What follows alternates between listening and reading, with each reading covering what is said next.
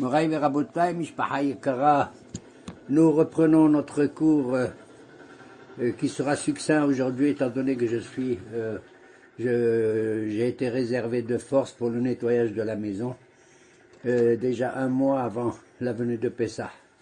Je rappelle qu'il ne faut pas oublier surtout la veille, cette année jeudi soir, de faire l'abdikat Hametz, prendre 10 morceaux de pain moins qu'un kazaït, moins de la grosseur d'une olive, et de l'enfermer bien dans du papier et de les cacher pour les retrouver.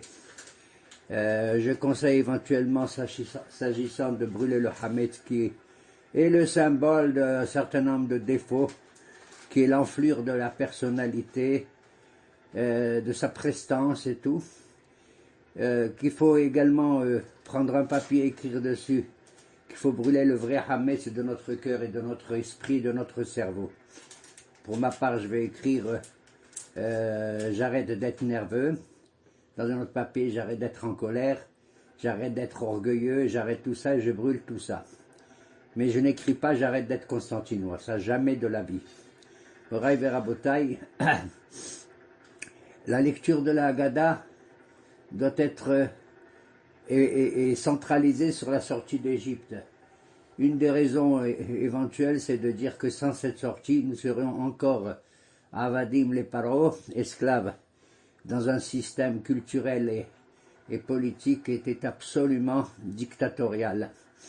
Mais nos haramim ont symbolisé la sortie d'Égypte comme étant une forme d'accouchement le plus douloureux qui soit. Un roubar qui doit sortir avec effectivement des hevleleda, des douleurs incroyables. Et voilà pourquoi le passouk nous dit que Yetziat Misraïm c'est comme Goy Mircherev Goy. C'est la sortie d'une nation du sein d'une autre nation. Si je comprends ça au sens obvi, littéral, pshat du texte, ça veut dire que notre mère porteuse, c'est l'Égypte. C'est incroyable. Et c'est vrai. On ne peut pas concevoir une véritable liberté si on n'a pas connu au préalable une servitude absolument très difficile. Très, très, très difficile. Un homme libre ne sort pas alors qu'il est toujours lui, il sort que lorsqu'il est dans l'esclavage. Moraï Verabotay, on nous rapporte que Benissan Nigalou, Benissan Atzidin les Igaël. Est-ce que c'est vrai ça? Hein? J'espère. Dis-moi, ça fait 2000 ans, sinon plus. Combien de Nissan ils sont passés depuis là? Ils n'ont pas dit quel Nissan. Pardon? Ils n'ont pas dit quel Nissan. Ils n'ont pas dit quel Nissan, mais il y a eu pas mal de Nissan depuis 2000 ans, non? Bon, mais je tiens à dire, ma chère fille, Rachel, qu'il y a une bagarre, encore une mahloquette, une controverse entre les Hachamim, et surtout Rabbi Eliezer et Rabbi Yoshua. Ils sont toujours en controverse, dans tous les domaines, pratiquement. Rabbi Eliezer représente un peu l'esprit de Shammai, et Rabbi Yoshua celui de Hillel. Rabbi Eliezer, Rabbi Yehuda et Yoshua, il dit oui, Benissan Nigalo, et c'est en Nissan qu'on sera à nouveau délivré, Be'ezrat Hashem, dans les temps les plus proches. Nachon?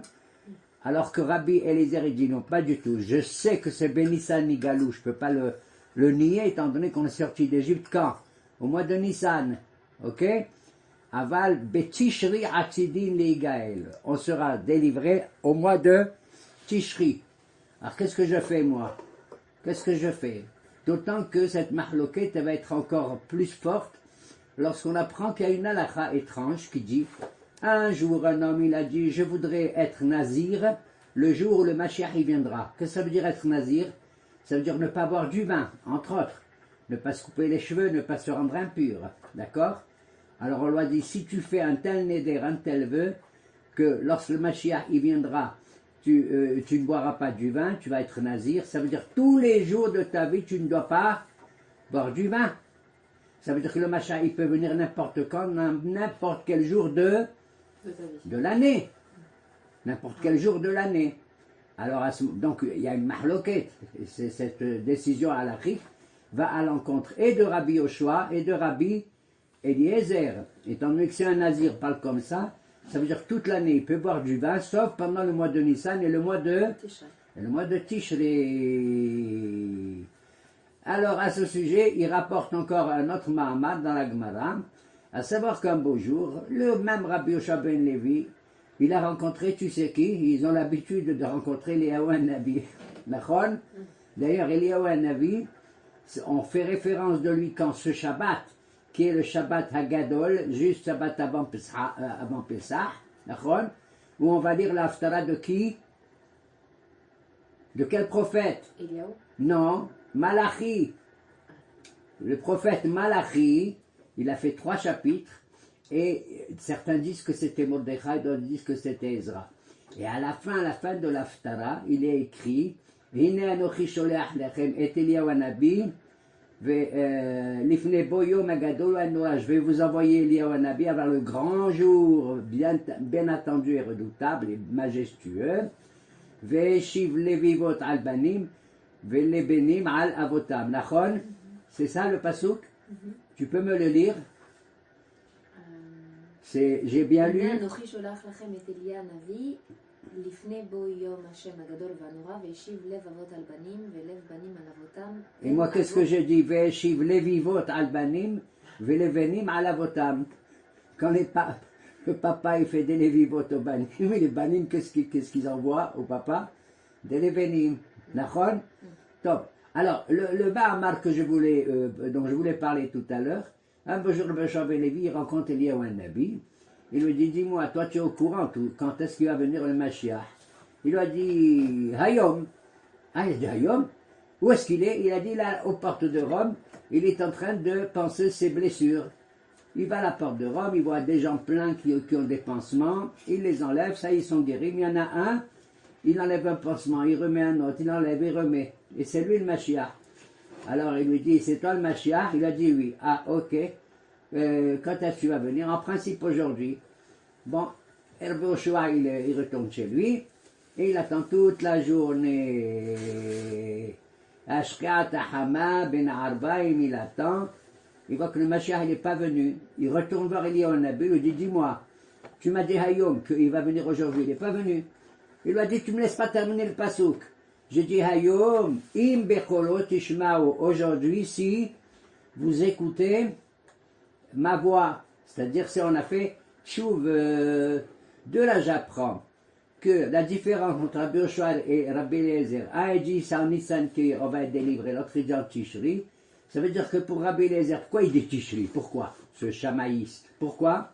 Parce que c'est un mois qui est propice à la tchouva. Ya fait méod. Ça veut dire il n'y a pas de Géoula si les Béné Israël, il ne faut pas Teshuvah pendant le mois de Tishri, Rosh Hashanah, Kippour, Asrit, Yom Teshuvah, Vechena, Vechena. Il veut une Teshuvah. Tandis que Rabbi Yoshua il dit qu'on fasse ou qu'on fasse pas la Teshuvah, basta, on veut la délivrance. T'as compris? Maintenant, moi je connais un autre rabbin. Il a dit, c'est ni à Nissan, exceptionnellement, ni à Tishri, ça peut être n'importe quel mois de l'année et n'importe quel jour. Basta, moi, le Rav Gedge, il a dit qu'il vienne quand il veut. Je suis prêt à l'accueillir et même à lui chanter Al-Ahma'aniya. D'accord? Que le Mashiach, il vienne. D'ailleurs, il y a un autre Mahamar qui dit, et tu le sais, vous le savez, quand est-ce qu'il est né le Mashiach? Il y en a qui disent qu'il est né le jour de Tcha'beb. Tcha'beb chez nous, ça veut dire Tisha B'Av, c'est-à-dire au moment le plus terrible de l'année où on remémore la destruction des deux Baït Sheni, du Baït Rishon et du Baït Sheni, Nachon? D'accord? Donc on voit en vérité que chaque jour de notre existence, il faut le considérer comme si c'était un jour de printemps comme Nissan, ou un jour de Teshuvah comme Tishri, ou un jour de Tcha'beb, n'importe quel jour, il peut venir. Voilà pourquoi. Quand on lit la Haggadah, nos Hachamim là-bas dans la Gemara de Pesachim, que c'est actuellement le Daf Yoimi, elle nous dit comment on va commencer la Haggadah, par quoi on va commencer à raconter l'histoire de la sortie d'Égypte. Ils disent, Mathilim bignot umsaïvin bishvah. Il a fait. On commence par raconter les catastrophes que notre peuple a subies hein, les jours les plus malheureux, et on termine par les choses merveilleuses, notre libération et notre arrivée en Terre Sainte avec notre indépendance et tout ce qu'il nous faut, etc., etc. Mais là encore, il y a des bagarres, comme d'habitude. Qu'est-ce qu'on appelle Matchinin Bignout? Avadim aynu les paro. Ah bon? Ah, il y a fait méode. Et là, il dit qu'est-ce qui est terrible dans la vie d'un peuple, c'est d'être avadim, c'est-à-dire l'esclavage physique. Il n'y a pas plus terrible que ça, un type qui ne sait pas comment commencer la journée et comment la terminer, surtout sous le bâton de l'Égypte. Et l'autre il dit non, ben oui, c'est vrai que c'est pas agréable la servitude physique. Mais pour moi, ce qu'il y a de gnout le plus pour Am Israël en Égypte, c'est pas qu'ils étaient esclaves, c'est qu'ils étaient des idoles. Yafé meod.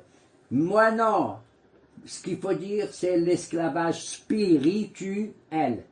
Tu te rends compte, nous, les descendants de qui? Abraham, Ishaq, Jacob, Moshe, tout ça. Hein? Et alors, Abraham, il a cassé toutes les statues, oui ou non? De qui? Son père. De son père, Nachon, pour faire comprendre au monde entier le monothéisme. Il a quitté même Haran, Lech Lecha, etc., Martzecha, Mavecha, Mibet Abicha, ton père, ta mère, la maison de ta famille, et tout ce que ça, elle a Ares Asher, et la Ares Asher Areka. Alors pour ce deuxième rabbin, le plus douloureux, c'est pas la servitude, oui, elle est douloureuse, mais pas autant que Mitehil, Ovde Avodazara. En vérité, ma chérie, sache une chose, c'est qu'il y a quelques siècles, il y avait deux sortes de Haggadot. Pas comme maintenant. Il y avait une qui racontait uniquement Avadim, les pharaons, et continuait ensuite Amar Bil'azar et tout le reste. Il y avait une autre Haggadah qui dit pas du tout. Il lisait même pas Avadim, il lisait Mitahil, Ovde Avodazara. Mais de nos jours, on a pris les deux. Et c'est ce qui me paraît le plus normal. C'est que les deux, aussi bien la servitude physique que spirituelle, toutes les deux sont difficiles. Mais je ne te cache pas que personnellement, je considère que c'est la servitude physique la plus dure. Beaucoup la plus dure. Pourquoi? La preuve, c'est que de nos jours, toutes les Haggadot du monde entier, elles commencent par quoi? Par la servitude physique. Par Avadim. Elle ne commence pas par Mitehila Ovde Avoda, Mitehila Ovde Avoda Hazara. Ok? Alors c'est tout le sens de la Haggadah, c'est un accouchement vraiment, vraiment difficile. Mais tu sais ce qui est étonnant? C'est quand il y a un accouchement difficile, quel est le remède qu'une femme elle demande avant d'accoucher au docteur? Qu'on lui fasse la péridurale. La péridurale. Hein? Mais tu sais à qui on a donné la péridurale en Égypte à l'époque? C'est à Paro. C'est vrai. Mais c'est lui qui a reçu les Asher Makot à la fin, C'est lui qui a reçu les Asher Makot. À tel point qu'il avait mal au ventre et tout, il est sorti en pyjama pour dire Kumut Seou, etc. Hein? Et à Kadosh Baruch Hu, il lui a envoyé la péridurale parce que la liberté des Juifs, aussi bien physique que spirituelle, n'a pas été faite uniquement pour nous les Juifs. Elle a été faite aussi pour toutes les nations du monde, qu'on voulait qu'ils sortent eux aussi de cette culture, de cette manière de considérer la vie dans le monde. Et donc Paro était le symbole et le représentant essentiel. Voilà pourquoi il leur dit « Komutseu, partez, et vous allez adorer votre Dieu, et surtout, Vegam tebarchu o tebarchem oti, vous allez me bénir. » Incroyable, mais vrai. Que Pharaon nous demande à nous notre véritable, la bracha. Et voilà pourquoi on appelle cette mitzvah, on l'appelle pas Yetziat Yisraël, on aurait dû l'appeler comme ça, oui ou non? Yetziat Yisraël, Mitzrayim. Mais on l'appelle Yetziat Mitzrayim. Voilà pourquoi Moshe Rabbeinu a accepté que pas seulement les Juifs y sortent. Tu sais qui est sorti avec nous? L'Égypte. Qui c'est? Le Erev Rav. Il y avait plus de millions de Erev Rav que de Juifs, tu le sais ou pas? C'est peut-être à cause d'eux qu'il y a eu l'affaire du Egel Hazav aussi, ok? Et que le bon Dieu m'a dit, t'as vu, c'est ce Erev Rav, qu'est-ce que c'est ça? Moi je vais Moshe Rabbeinu l'a dit, si tu les détruis, je retourne en Égypte pour ramener du Erev Rav. Là, je deviens dingue. Ça veut dire que le soir du Seder, on demande exactement, non seulement notre libération, mais on demande la libération de l'humanité tout entière, parce que nous serons maintenant ceux qui les feront sortir de la prison culturelle, intellectuelle et spirituelle dans laquelle ils se trouvent. Voilà pourquoi cette soirée-là, qui a été à la suite d'une fatigue intense depuis 1 mois que je nettoie la maison, Zahma, enfin que je donne l'ordre à ma femme de bien nettoyer la maison. Ma femme, elle croit que même la poussière, c'est du hametz. Qu'est-ce que c'est ça? Elle croit que la poussière aussi, c'est du hametz n'importe où, n'importe où. Enfin, bon, je ne veux pas entrer dans ce sujet. Mais on commence par oui ou non? Alors on dit d'abord on le dit en araméen, c'est étonnant, non? De là j'apprends que tu as le droit de dire, d'utiliser ta langue maternelle, que ce soit le yiddish ou l'arabiya, d'accord? Parce qu'ils parlaient l'araméen à l'époque. Mais ce qui est étrange, tu dis ce pain de misère que nos ancêtres ils ont mangé en Égypte. Celui qui a faim, il vient? Il mange. Il vient manger, c'est pas honteux? Tu peux. Moi, j'invite un type, le malheureux, il a faim, pour manger. Manger quoi? Un repas.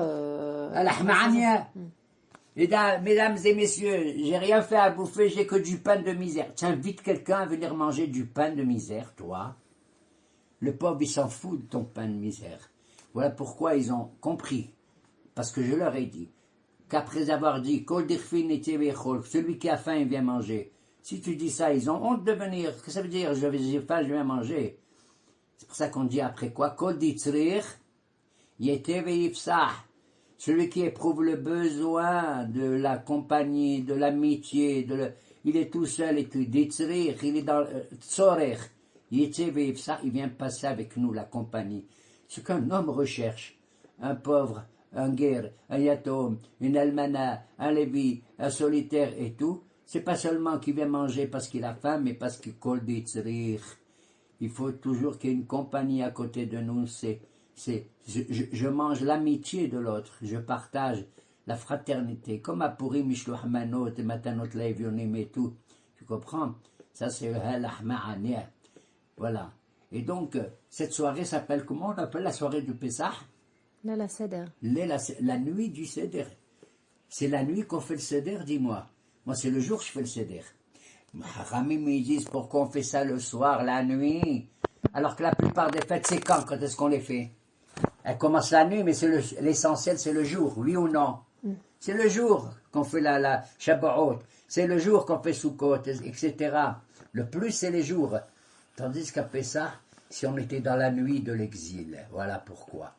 Et qu'à Kadosh Baruch Hu, même si on est dans la nuit de tous les exils du monde entier, ça s'appelle l'El Shimurim. C'est une nuit où on est protégé, mamash protégé, même dans l'exil. Et d'ailleurs, je vais te dire une chose. On doit dire à nos enfants, nos petits-enfants, qu'il faut raconter, si tu parles beaucoup de l'Égypte, tu es merveilleux. Il n'y a pas écrit, si tu es intelligent et tu fais du pile-poule pour parler, qu'est-ce que c'était la sortie des Marbe, les sapers, qu'est-ce que ça veut dire les sapers? Raconter. Il faut que ça soit un conte, ça soit merveilleux à entendre. Ainsi tu racontes des midrashim, tu racontes des choses merveilleuses qui se sont passées et tout. Tu sois chfé fondef, tu sois pas lourdeau, comme on entend des fois des discours lourdeaux, qui rentrent dans un esprit, on comprend rien du tout. D'accord? Maintenant, moi je vais te dire la vérité. En tant que rabbin, je sais ce qui s'est passé en Égypte, j'ai étudié Asel Makot et la paracha de Shemot et de Bo et de Vaïra, etc. Ok? Tu veux que je te dise qu'est-ce qu'est la vraie sortie qu'il faut raconter? Chaque juif doit raconter surtout sa propre sortie d'Égypte. C'est-à-dire ma sortie à moi de l'exil où j'étais. Même si j'ai vécu pas dans une servitude terrible et que j'ai aimé ma jolie, mon pont suspendu et tout, je dois raconter combien entre le pont suspendu et le Gesher HaMetarim, eh bien, Kadosh Baruch Hu, il m'a sauvé, que je suis dans ce monde-là. Chacun doit raconter sa sortie des Juifs. Même les Marocains, ils basta, même si on a fait la paix avec eux. Ils doivent être contents d'être sortis là-bas. Même les Tunisiens, d'être sortis de Tunis. Et surtout les pauvres, les Polonais, les Russes, et les Sibériens, et les Yougoslaves, et les Hongrois, et tout cela-là, qui sont sortis. C'est une culture terrible, terrible. Il faut raconter. Nos enfants, nos petits-enfants, ils adorent qu'on dit papa, maman, où tu étais, et qu'on leur raconte où on été. C'est ça, oui, Cholamar Pelesapet, Bissiat Misraim, chez l'Anou, notre sortie d'Égypte. Parce que la sortie d'Égypte, du temps de Moshe Rabbeinu, il y a combien de temps elle a eu lieu? Dis-moi. 3333 ans. 3, exactement. On est en 5781. Exactement. Il y a 3333 ans qu'on est sorti d'Égypte. C'est très bien, c'est très bien. Mais la Torah, elle se vit au présent aussi. C'est vrai qu'il faut se référer au passé. Pour nous, c'est important, c'est le début de notre existence. Besséider. Il faut se référer au passé de la sortie d'Égypte. Mais il faut aussi se référer au présent actuel et surtout à notre avenir glorieux dans ce pays où on est là maintenant. Et de raconter chacun sa sortie d'Égypte. Qu'est-ce que c'est Masraïm en hébreu? Messar. Qu'est-ce que ça veut dire Messar? Étroitesse. L'étroitesse. Sortir de l'étroitesse, tous les exils qui sont de loin, nos sorties d'Égypte, à nous tous les Juifs, Ashkenaz, Sfarad, Thémani, Éthiopiens, etc., hein, et Bnei Ménaché, hindous et tout, c'est quelque chose d'encore plus important que la sortie d'Égypte il y a 3333 ans. Tu sais pourquoi? Parce qu'en Égypte, madame, tu sais ce qui s'est passé? On n'a pas bougé. On était même des païens, des idolâtres là-bas, Mitehila ou d'Abodazara, d'accord? C'est Akadosh Baruch Hu qui a fait tout ce qu'il faut pour nous sortir. Il a fait Dam, c'est Fardia. À ce moment-là, on prend un peu d'eau et on mélange avec du vin, il ne faut surtout pas regarder. C'est le bon Dieu qui nous a fait sortir d'Égypte. Dam Sefardia, Kini, Marov, Deber, Shehel, Bara, Darbe, Hoshik, Mekat, Bechorot. Tandis que tous les autres exils qu'on a connus pendant 2000 ans, on n'a pas eu Moshe Rabbeinu alav shalom. Peut-être qu'Hachem il a agi, c'est possible, c'est sûr, il est à l'origine de beaucoup de choses. Mais c'est nous-mêmes qu'on a voulu sortir de notre Égypte. Voilà pourquoi raconter notre sortie, c'est de loin très important. Sans oublier, bien sûr, la sortie d'Égypte il y a 3333 ans. La preuve, c'est que dans la Gada, il y a un Mahamar qui dit quoi? Amar Rabbi Elazar ben Azaria, Ari'ani ki ben Sheb'im Shana. Rabbi Elazar ben Azaria qui a été nommé le prince, le maître du Sanhedrin, alors qu'il n'avait que quel âge? 18 ans. Ah. Il ressemblait comme s'il avait 70 ans, parce qu'il a eu honte d'être à 18 ans le maître de tous les rabbanim. Et dans la nuit, au matin, une barbe blanche lui a poussé. Et lui, il a dit, moi j'aimerais que on raconte la sortie d'Égypte quand? Pas seulement à Pessah, tous les jours.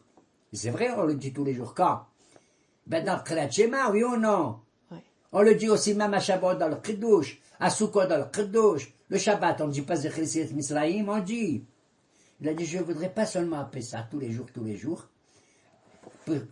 Mais je ne sais pas trouver, je n'ai pas réussi à convaincre les Hachamim qu'il faut parler de la sortie d'Égypte tous les jours. Jusqu'à ce qu'il est venu le halo de Ben Zoma. Et il a dit, mais oui, il a écrit, Kol yemi hayecha, yemi hayecha, hayami, Kol yemi hayecha, alelot. Il a écrit yemi hayecha. S'il y avait écrit que yemi hayecha, ça veut dire les jours qu'il faut parler de la sortie d'Égypte. Pas seulement les jours de toute l'année, mais kol, même les nuits. Le mot kol inclut également les nuits. Mais les hachamim, tu les connais, ils sont venus, ils ont dit, ça veut dire que pour Ben Zoma, c'est tous les jours de notre vie actuelle qu'on dit le Siat Misraim, mais quand le Mashiach vient, c'est fini. Pourquoi? Parce que la sortie de nos exils, la sortie de Babel, comme a dit le prophète, on ne se rappellera plus de la sortie d'Égypte, la sortie de Babel, la sortie de Constantine, la sortie de Maroc, la sortie de tout ça. Hein? On n'a pas besoin. Les Hachamim disent, ne parle pas comme ça. C'est sûr, quand le Mashiach viendra, on continuera à parler de la sortie d'Égypte, d'accord, mais la sortie d'Égypte sera un événement mineur par rapport à la sortie de tous les autres exils. On continuera. Bon, peu importe. C'est un démamar qu'il y a comme ça dans la Haggadah de Pessah.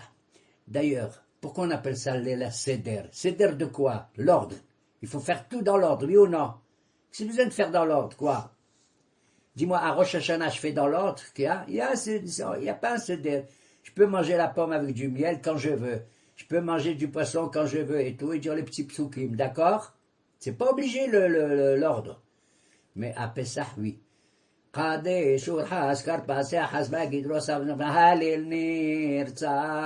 il faut de l'ordre? Parce que quand tu sors d'un problème, quand tu veux par exemple sortir de quelque part et faire un beau voyage, un beau tioul, pour aller à un endroit vachement loin, très beau et tout, il faut que tu étudies d'abord la carte, t'as compris? Il faut que tu regardes les endroits où tu dois t'arrêter, où c'est merveilleux, ce que tu dois éviter et tout. Voilà pourquoi le soir de Pessah, il y a un Seder. Et ce Seder s'appelle d'abord Kadesh. Tu sanctifies ce moment-là. Il y a un début qui s'appelle Kadesh, et tu traverses. Kadesh Urhas, allez, va te laver les mains, toi. Ensuite, Karpas, mange le Karpas, ensuite ça, ensuite ça, ensuite ça. Shulchan Aruch, Safon, Barech, Halel, Nirtza.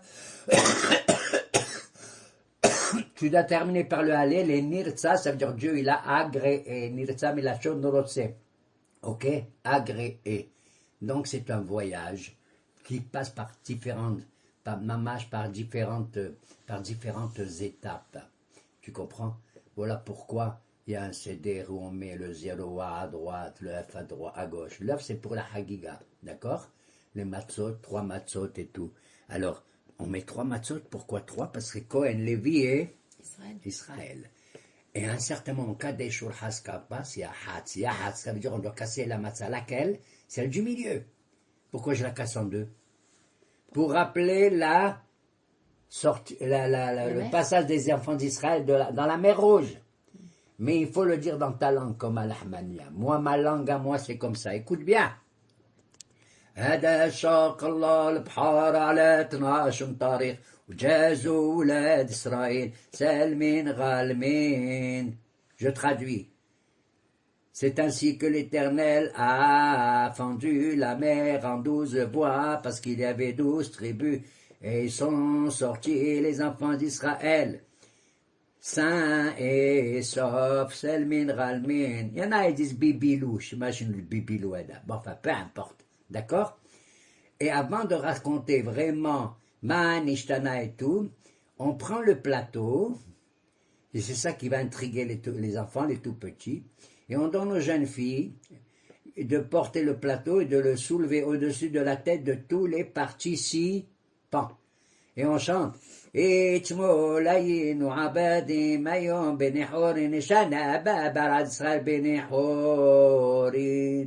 y a tellement de choses merveilleuses qui vont inciter les enfants à poser vraiment des questions.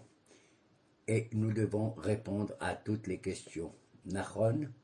Et pour conclure, je vais te dire, il y a eu un Mahamar, il y a dans la Gemara, où un des rabbins les plus grands que je connaisse, à part Rabbi Akiba et Moshe Rabbeinu, il s'appelle Hillel. Tu as entendu parler de lui? Hillel Azaken. Hillel Azaken. Hillel les Shammai. Tu sais d'où il vient? De Babel. Un jour, il a quitté Babel. Il est arrivé au Ma'arava, c'est-à-dire en Eretz Israël. À l'époque, les représentants religieux d'Israël, c'était les Béné Batira, on les appelait comme ça, les enfants de Batira. Et ils ont vu Hillel, ils ont dit, waouh, un Chacham Gadol qui est venu. C'était juste avant Pessah de leur époque. Et c'était un Pessah qui tombait quand? Le Shabbat. Ils ont dit, Hillel, Amoria Gadol chez nous. Qu'est-ce qu'on fait? Cette année, c'est Pessah, il tombe Shabbat. Est-ce qu'on a le droit de faire le Korban Shabbat? C'est ce qu'il fallait faire à l'époque. Le Korban, il y avait le Beth Amikdash de leur temps. Il leur a dit, qu'est-ce que c'est cette question? Qu'est-ce que c'est que comme question? Il leur a dit, c'est écrit, quand il faut faire le Korban, le sacrifice quotidien, un le matin, un le soir, il y a écrit Bemoado. Il faut le faire quand ça tombe, peu importe quand. Que ça tombe Shabbat ou la Kippour ou la n'importe quoi. Et pour le Korban Pessah, qu'est-ce qu'il y a écrit? Bemo Ado. Donc c'est pareil. Même si que Pessah il tombe Shabbat, il faut faire le Korban. Et chacun il prend son Kevessé au Oez, il prend son mouton, sa chèvre, et puis il faut qu'il fasse le Korban. Il a parlé avec une forme un peu, tu vois. Et ils l'ont installé sur la Wawa, le Kisha Kavod, c'est notre maître à présent et tout. Et il s'est mis à les engueuler. C'est rare de la part de Hillel HaZaken Nachon, un homme aussi humble, dont on dit qu'il dit d'Aaron, soit l'élève d'Aaron, Ohev Shalom, Rodef Shalom, Ohev Teberot, Mecharben la Torah, soit gentil, soit doux, soit Hanaou. Il leur a dit, vous les Bnei Betira, vous savez pas cette halakha, vous savez d'où je viens, moi, Hillel? D'où tu viens? Moi, j'ai étudié avec Shemaria et Aftalion. Tu sais qui c'était ma fille Shemaria et Aftalion? C'est des convertis. C'est des prosélytes. Tu sais de qui? C'est des goïms qui sont convertis. Tu sais d'où ils viennent? Ils viennent de Sanheriv. Sanheriv qui a été l'empereur de qui? De la Syrie qui a voulu détruire Jérusalem du temps du roi Hezkia. D'ailleurs, c'était la veille de Pessah aussi. Et en une nuit, un malach, il est venu, il a écrabouillé 180 000 soldats de Sanheriv. Tu sais de qui ils viennent? Shemaria et Aftalion. Rabbi Akiva, tu sais d'où il vient? Son père c'était un guerre. Rabbi Meir, tu sais d'où il vient? Son père c'était un goy. Il descend de comment il s'appelle celui-là? Néron, l'empereur romain, etc., etc. Et j'ai d'autres exemples. Nachon, mais il leur a parlé avec une forme d'orgueil. Ils ont dit, Rav, les Bnei Betera, d'accord, on peut faire le Korban à Pessah, à Shabbat, mais comment, chaque juif, il va porter son couteau, ça s'ouvre pendant Shabbat, d'aller d'un domaine public à un domaine privé. Ça s'appelle Otsa'a. Comment on fait? Il a oublié. Qui? Hillel. Hillel a oublié comment il faut porter le couteau. Tu sais pourquoi il a oublié? Parce qu'il a été nerveux. Parce qu'il a été orgueilleux.